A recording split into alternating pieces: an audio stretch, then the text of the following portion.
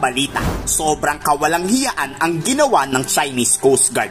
Supply boat na ginagamit sa resupply mission papuntang BRP Sierra Madre, binangga ng Chinese Coast Guard.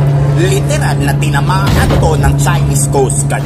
At hindi lang resupply boat ang tinamaan ng CCG, kundi tinamaan rin ito ang barko ng Philippine Coast Guard. Kitang-kita sa actual video footage na inalabas ng Armed Forces of the Philippines na binangga at inatrasan tayo ng barkong pagmamay-ari ng China. Malaking gulo to pag nagkapikunan at posibleng humantong pa sa panibagong sisiklab na digmaan. Sobra-sobra na talaga ang pambabastos ng mga Chino.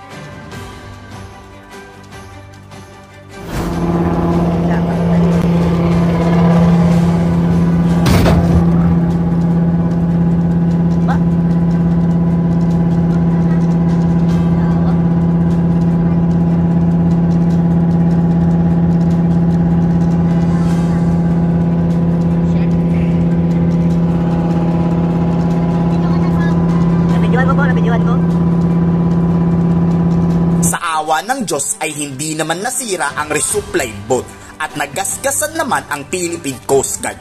Pero nagpatuloy pa rin sila sa kanilang destinasyon sa Ayungin Shoal.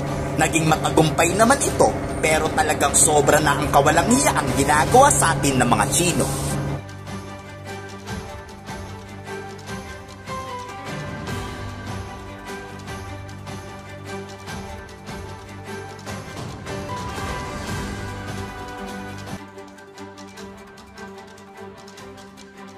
Siguradong matindi ang gagawing aksyon ng Armed Forces of the Philippines tungkol dito.